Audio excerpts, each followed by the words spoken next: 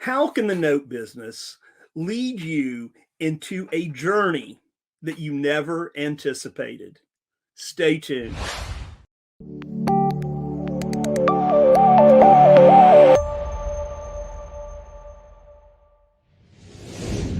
Well, welcome to this week's edition of NoteSchool TV, where every week we bring you the most amazing content and the most amazing guests. And again, today will not disappoint. So before we jump into our interview, let's take care of some housekeeping. Number one, please like what you see. So if you'll just hit that like button, and then secondly, the subscribe button if you have not already done so. And then number three, hit that bell notification, boom, hit it right now so that you will be notified when we are ready to go live. When? Every Wednesday at 11:05 Central Time. Also, make sure and keep those comments and those questions coming. We appreciate that. We really love getting your comments and seeing where your headspace is, and really what you may want to see us do in on NoteSchool TV in the future. So keep those comments, keep those questions coming, and if you would like to know more about how to get involved with NoteSchool, attend one of our master classes, then simply go to noteschool.com/TV. Again, noteschool.com/TV. And so with that, let's look at the news for this week.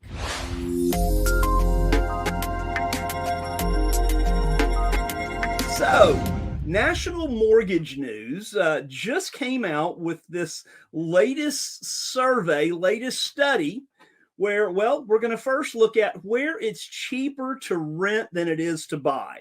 So Austin, Texas, and you can see the numbers there on the screen, San Francisco, Seattle, Boston, and Portland, Oregon. And my goodness, look at the rents in Boston, $28.98 to rent and nearly $5,000 to own. Yeah, that is a big difference there. And then let's look at the places where it is cheaper to buy than it is to rent. And we start out with Memphis, Pittsburgh, Birmingham, and St. Louis, and then followed by Baltimore. So just some interesting news there. Just came out yesterday. And then our last news piece today, here is the latest on inventory from Fred, which is the St. Louis Federal Reserve. And this is also sourced from Realtor.com. And as of the end of January, we're looking at a housing inventory, which is the active listing count in the U.S., is 625,875 properties or houses. So, yeah, you can see that line, how it has just, it bounced down some over here in January and of 2022, went up a bit throughout the year, and it is dropping again. So just want to keep you informed as to what's going on out there so that we at NoteSchool can show you how to close more deals. With that, let's bring on our Chief Visionary Officer, founder of NoteSchool, Mr. Eddie Speed. Good morning, Mr. Varnador. Good morning there, Mr. Speed. How is it going? Well, I'm a busy guy, and I know another busy guy because I'm looking at him on the screen.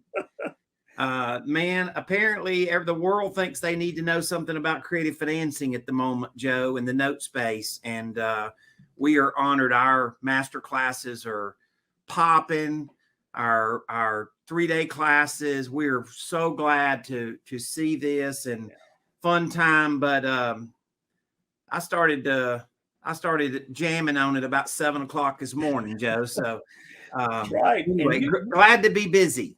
Absolutely. And you had a great presentation you did last Thursday or Friday in Austin. Yeah. So a big shout out to my friends, Keller Williams, KW Wealth. Yeah. A mastermind that is run by NoteSchool guy that we got to hang out with, Mr. Brett Tanner, and he invited me to speak to his audience and very, very, very successful group of realtors learning about creative financing and some note strategies. And we just had a killer big time. So if this is shout out to those guys. So Joe, we have a great interview today because it shows how things morph. Yeah. You start out one way and it leads to another. And it leads to probably something I said to my friends, my Keller Williams friends last week. We don't know what we don't know until we know, and then we look at things differently. Right. And Eddie, we can certainly say that the world has changed. The housing world has changed a bit in the last 2 years. Look at how it changed in the last 12 months. You think? This is my 43rd year in the business. And I mean, I feel like it's been the last 2 years have been like the wildest roller coaster we've ever seen. All right. But well, I'll jump off, Eddie, and you can introduce our guest. I'm going to do it. We'll see you here in a minute. Okay. So today we have an incredibly good guest. I'm so honored. This guy is not only a NoteSchool member, but he is an Eddie Speed friend. And I'm so honored to call him my friend. You guys welcome Mr. Chris Warren. Hello. How you doing? Good. How are you? Chris is a guy that we got to know really well. In fact, Chris, a little bit of what you do is you help NoteSchool with a couple of things and help some of our students that are just getting started. So thank you for your commitment to carrying the torch of this whole subject. And I want to go back down memory lane a little bit with you. And just let's talk about when you started, like when you, congratulations for progressing with NoteSchool. Thank you for that. And I want to talk about, because I remember, I'm pretty sure, Chris, I remember the very first time we met. And I want to talk about that and like what was in your mind then. And then as we progress, we'll talk about how it's morphed. Okay. When I first ran into NoteSchool and you was across the summer of 2020. And at that time I was wholesaling full time. I was building up a business, hiring a team, scale and grow. And the reason I was doing all of that was because I wanted to build a portfolio of passive income. I left a corporate job 4 years ago. My wife and I agreed, we live on her income and I get us retired. And I poured into that. And the plan was rental properties. I wanted to build up enough rental properties that we could both go to inactive status and live on that passive income. And I spent 2019 doing that, added a lot to the portfolio, sold several. In 2020, I started wholesaling, thinking, okay, I'll get some more deals and I'll throw off some more cash to buy more passive income. And I was just learning at that time that scale and grow means pour all the profit back in. And for me, wholesaling, the visual I see is a human powered helicopter. You have to keep pedaling. You don't even slow down a little bit. The second you start slowing down, you start coming down. And I was realizing that it wasn't creating the passive cash flowing assets that I wanted it to. When I started looking at notes, I struggled a little bit with the math. I was comparing rental properties that get paid down by the tenant and supposedly appreciate over time and supposedly cash flow over time to a note, which I was thinking depreciates. I've come to learn that's not the right term. It's a very different thing that it does than that. But I saw notes initially in the summer of 20 as another exit tool.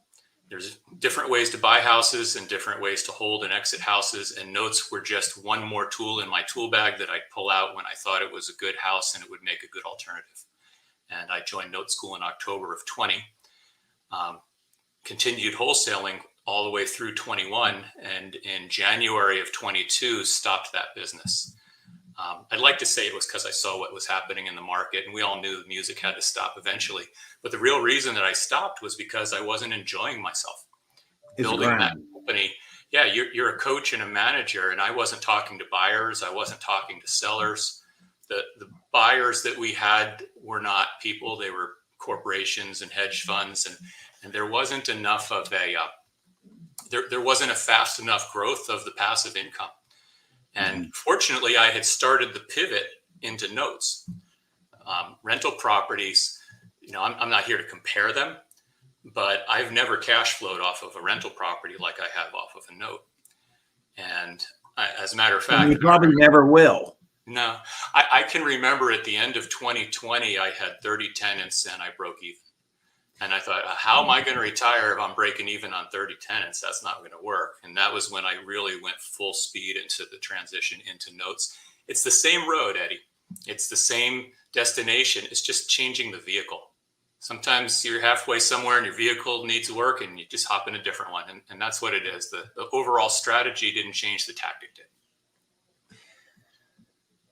Well, I really appreciate what you said. There's a lot of people that are listening, Chris, that you were kind of a big shot house buyer. You were one of those ninjas that I talk about, right? And what you now just described is the inside of that world wasn't anything like people think that it is, right?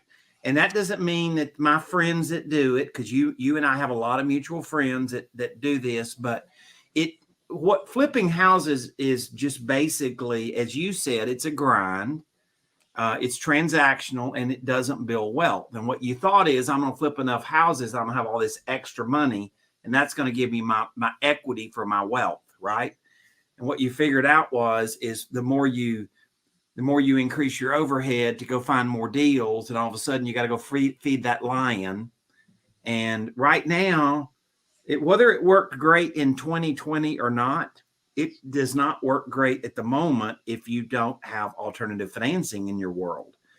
Now, what I want to switch to, though, is what you now, as you said, have switched vehicles, and now all of a sudden you're not opposed to buying real estate, right, Chris? Oh, no, not at all. I'm looking for houses right now when the math works. I will go where the math takes me. But it's highly likely that you're going to try to do terms when you do it, right? Yeah, exactly. I've got some that are more prone towards terms and some that are more prone towards a discount. And when neither of those work, there's buying and selling the notes. I've learned that it's not just one doorway or one pathway through notes. I buy notes. I haven't sold any yet because I'm building the portfolio, but I'm capitalizing on some. I've still got a couple of rentals left that are turning into notes right now. And I've got a couple of houses that I bought in order to turn them into notes, not to make rentals out of them. And I'm doing that. Yeah, I hear this note buying thing is really a business. Yeah, there's a couple people that have made a good run of it. Yeah. 50,000 notes later. Yeah, it's a real business, right?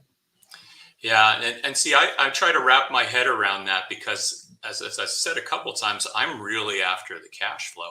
And I'm sure that when I mature in the note business to a point, I'll realize that a lot of people are going in and out of their notes. I'm going to tell you this. I'm going to do an audience, admission here that I don't always. I don't hide it. I just don't. It just doesn't always come up. I've done 50,000 note deals, but if I would have bought and kept 10,000 notes, I would have made more money than going and doing so much note business. Now, I kept a lot of notes, right? But if I just focus on strategies that let me keep notes, and you and I had this conversation offline the other day, right?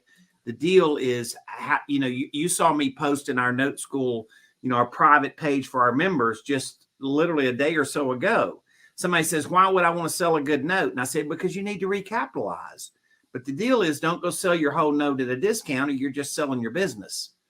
And that's the strategy that when they come to NoteSchool, Chris, they can't quite wrap their mind around that because they don't know what that is. And then all of a sudden you came to NoteSchool and we started showing you these financial modeling strategies that said you could generate notes and get some money back, some cash back out of your notes, but not have to go sell your whole loan that you sold and sell it at a discount. And all of a sudden you gave up your good deal. And so I think that's a key to it. So those are such great topics. Yeah, I couldn't hardly tell you how, I mean, the stuff you're bringing up, Chris, is just, it's solid stuff, because it is where the rubber meets the road. So, so you kind of talked a little bit about your challenges, like why you got into the business, because you were looking at cash flow and you found out that rentals didn't cash flow the way you thought. And you were full-time in the business, right? Yeah. And then some. Full time, 3 a.m. thinking about marketing budgets and payroll. Yeah. So you describe a business that a lot of people think they would like to have been in, which is a high volume house buyer, a house flipper, right? And now when we get to look a little bit of a vision of looking inside that door, now you're saying it's kind of a grind, and it didn't, it was kind of feeding. The more you chase more business, the more it cost you to chase more business. The more business that was, it ate up, the overhead would, what they say, your overhead will find your income. Have you ever heard that? I haven't heard it put like that, but it's definitely true. And I think that's kind of what you described. So you made a big life choice. And you and I have discussed this offline more than once. Like, you and your wife very strategically discussed your switching vehicles. And so I want to talk about, like, coming into NoteSchool, and I want to talk about not just mechanics, but I want to talk about kind of like what that accomplished for you, like lifestyle and emotional, like what that was a piece became a big deal, right? Yes. Let's talk about that. The grind is not a bad thing in itself, and some people thrive on that and love that. I have older kids, teenagers. I have family close by. There's different stages in your life as you get older when different things become more important to you. And to me, I struggled a lot with how I defined success in terms of my own work, my own output, my own behavior. And I always drove myself very, very hard, and to a fault. I would be very, very hard on myself. And that might get you to achieve more, but it's not a pleasant existence. And I really, when I looked at the transition, I was with a couple of different mastermind groups of excellent, high quality people that I loved being around. And I realized I was going to phase out of that. And when I got to NoteSchool, I found a tribe here. I found a group of people here that are highly intelligent, hardworking, very, very kind. I noticed that a lot of the people at NoteSchool had a lot more life balance. They're showing up with their spouses and their adult children. Sometimes there's a different way of looking at success now for me. I used to define it in terms of how many deals, how big is my deal average, my KPIs, how much income, how much pass flow, am I on course to hit my goals. My biggest definition was, am I living up to my full potential? And then I'd go see other people doing more than me and think, I can do that. So no, I'm not succeeding yet. And now I define success in terms of time with family and friends. I describe what we've tried to build as an ecosystem. And that ecosystem is a lot of vendors, so you don't have to go do everything yourself. You live in Fort Lauderdale, Florida, yet you do very little business in Fort Lauderdale, Florida, right? Zero.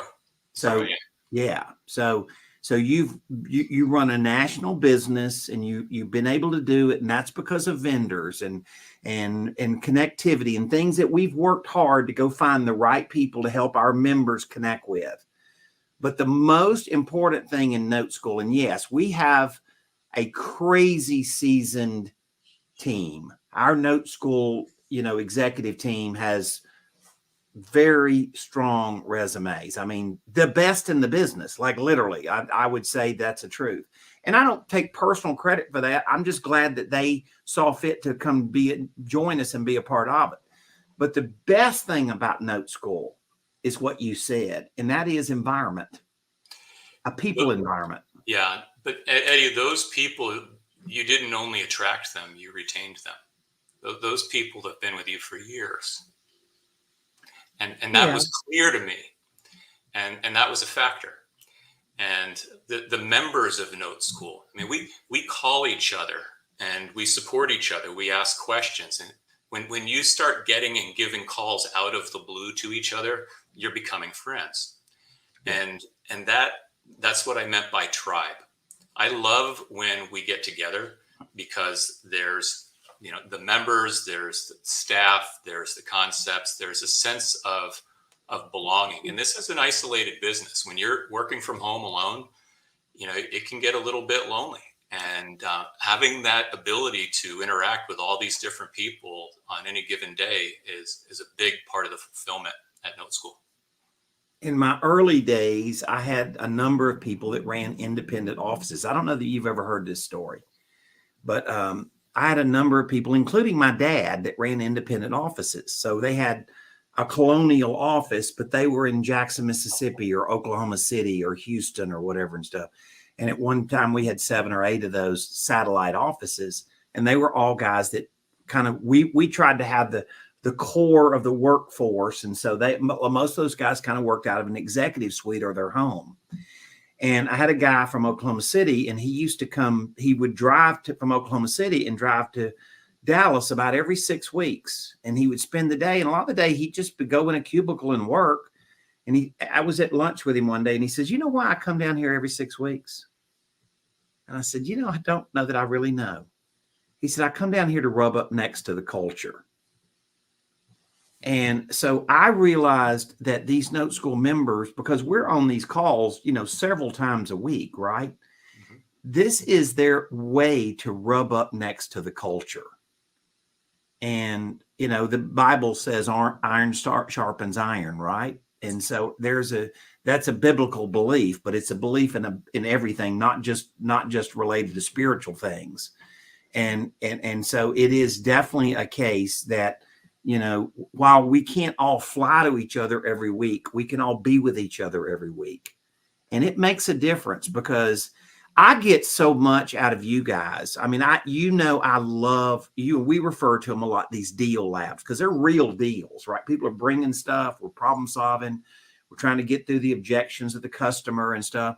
And I just can't tell you how much I feed off of you guys, like your collaboration and all that you kind of help us do that. It's a thing. And so like-mindedness, I think, is important. And so that's why I'm like, like people, like we make them come through a system because they learn where the bumpers are, right? They learn where the outer rails are. If you get off of here, you're not, this deal probably won't work. So I like the fact that how much you contribute to that. And I want to thank you for that. Of course. So I want to kind of in this, I want to get into like the most important thing. You've talked about lifestyle. You've talked about peace and what you're now able to focus on and not grinding as much. But I've met your beautiful wife, and she, as you said, she's a doctor. She makes good income, and so she's helping you. She's giving you a little break on having to go produce all the income so that you can go focus on your future. And you've mentioned your kids. So let's talk about the most important thing. What's your vision for legacy? I want my kids to learn how to train their mind for happiness. I think that state of mind is something that people don't pay enough attention to. I think that they look for happiness in things and events and accomplishments.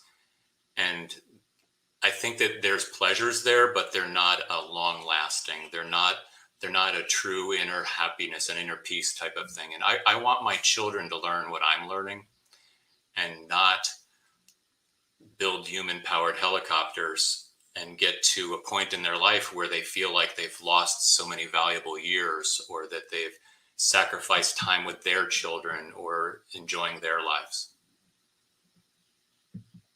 They say if you find something you love to do, you'll never work a day in your life. And so at 20 years old, I got crazy lucky, and I found something that I loved called the note business. And I've been told by people from 25 to 85, I wish I'd have found this sooner. And I'm the first to say, I just got lucky. Honestly, I just got lucky. I stumbled into something. It was God's blessing that I found it. It wasn't anything that I did. I got my dad in the business at 68 years old. And Chris, he sounded his story. If he were here today, his story would have sounded a whole lot like yours. I found this and I found peace. And it's because I don't meet a lot. I meet a lot of burnout landlords. I meet a lot of guys just flipping houses that burn out. I don't meet a lot of people that burn out doing notes. In fact, almost nobody. Why is that? I would say that on the evolutionary process of real estate, most people either come in as a realtor or as a wholesaler or some entry level position. And all of the entry level people that I know, they want to be flippers. You know, the wholesalers want to start flipping because they think they make a lot of money. And the people who are flippers, they want to be landlords. And the landlords, they want more houses until they have them. And I'm not complaining about being a landlord. I've got a few houses I'll probably never sell, but it's not the kind of thing you can build into an entire portfolio and just be done with. I think that most of the people I've met at NoteSchool are either former landlords or they're people who figured it out and sidestepped around it. That's it. So in terms of math, you know, we're talking, you know, very spiritual here, but in terms of math, I mean, I got a 1099 last night in the mail, and I opened it up, and it's on a rental that I converted 18 months ago. It came from the loan servicer, and I made $10,600 in interest last year on what was a rental before that, and might have cash flowed $200 or $300 a month. But more than that is the return of capital. You holding rentals for 20 or 30 years. And a lot of people, after a few years, they say, you know what, I'll be okay if I just break even. I'm looking for that future appreciation. Do you realize what a disadvantage that is? How futile that is? Yeah, most people don't realize that most times when you sell or finance, you more than double your cash flow versus a rental. And you're getting your money out now. You're able you know what I told that group now. of realtors last week about rentals? What's that? I said, my father-in-law was a rental that got me started in the business, and rentals are definitely a tolerance. And I personally don't have a tolerance for it, but I know people that do. And I'm not saying it's not, I'm with you. I'm not saying you're crazy if you do it. I'm just saying that you should understand alternatives, right? I said, I can manage 1,000 notes or 50 rentals. Agreed. With the same resources. And if you're trying to grow your portfolio, some people come into NoteSchool with enough money to just buy a bunch of notes and then watch their income. Other people need to grow their portfolio. Yeah, you walk your way up. Yeah, if you're trying to grow one rental at a time, those rentals aren't feeding into the growth. Yeah, they're just floating themselves, you hope. But with notes, not just the interest, also the capital that comes back. That gets recycled immediately. That's the snowball effect. That's where if you model out growing to X dollars per month in passive income, notes is the best way I know of to do it because it's such low overhead.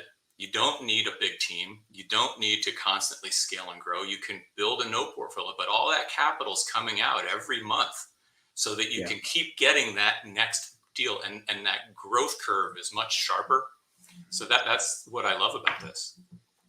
I usually don't refer to income, right? I usually don't tell people like what I made or something. I certainly don't want to be one of these cheesy gurus up there telling everybody I'm rich and, you know, blah, blah, blah, right? But I'll will tell you a factual story that when I was a young man in the business, when I started in the note business, I had a business partner, which is a great guy, and I still own the assets with him. He just chose another path in his life for spiritual reasons. He runs a religious organization. But anyway, we made $50,000 flipping a note. And that 50,000 kind of, we didn't need the 50,000 to live at that time. So we took $50,000, and I can tell you with 1,000% integrity, in 4 years, we turned that into $50,000 a month. And it was exactly what you're saying. We were poor boying our way up, but we were parlaying it. A lot of the things like you saw me describing yesterday on the Deal Lab, right? Mm-hmm. I really did that stuff. I mean, like, that's how we started. And, and obviously we're trying to teach our students this today. So Joe, I want you to come on. I will tell you that if we've ever had a heart-to-heart interview, I think this has been it. I 100% agree. And Chris, when I was listening here in the background, we have a slide, and Eddie will know immediately what I'm talking about. He probably already does, that we used to use in our training, and it showed the growth of a real estate investor. And it was a bird dog to a wholesaler, from a wholesaler to a fix and flipper, and then it was a landlord, right? And that was the degree of what you could do in the property space, right? And this adds a lot of this is what everybody wants to be, right? They want to be the deal architect, as we call them, for sure. The top of the food chain, as we described. Well, it was called the evolution of a real estate investor, but I didn't want to throw that out there. But, there's not a lot of people at NoteSchool that want to go become landlords after they're here. Yeah. This is sure. and the people that aren't understanding why just haven't got enough information yet. I struggled with it, but I completely get it now. Yeah. We've had a lot of conversations, haven't we, Chris? Yeah. And you know what? That is one of the things you mentioned, and you and Eddie both were talking about the NoteSchool, the ecosystem that we've developed here. And guys, that is absolutely 100%. I mean, we do get together a couple of times a year in the summer and in the late fall at Summer Summit and our appreciation event before the Note Expo. But man, it's, we meet, we just hang out, and it's an amazing group of people. I know I say that every week to you guys, our listeners out there, but it is an amazing group of people. Very, very helpful, giving, and just fun to hang out with. It's we're still in the people business, and people like Chris remind us every day of how blessed we are to have been able to attract students that have the morals and the fortitude to really, the vision, like to how to go live life better. And that's really and Chris, we learn from you guys.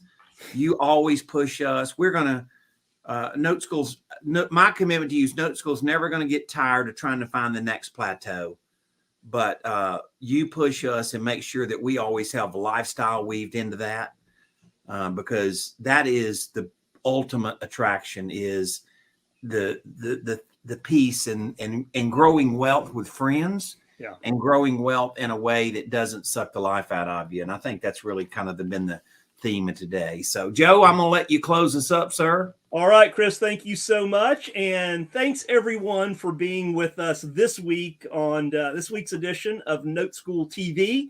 There's one thing I was going to mention here, and I know, as my kids were growing up, and now I've got one left that's at home who's a senior, and every day when I drop them off at school, I would say, have a great day or not. The choice is yours. And I think that's what we were talking about, Chris and Eddie were talking about earlier. So, guys, we would love to have you check out what we do at NoteSchool. So please, get in touch with us. Go to noteschool.com/TV. We would love to have an email exchange, a conversation with one of our team members, and just see exactly where you fit in. So we look forward to seeing you very soon, and you guys have a great week, and we will see you on next week at 11:05 Central Time on Wednesday. We're going to show you how to close more deals at Note School. Thanks. See you next week.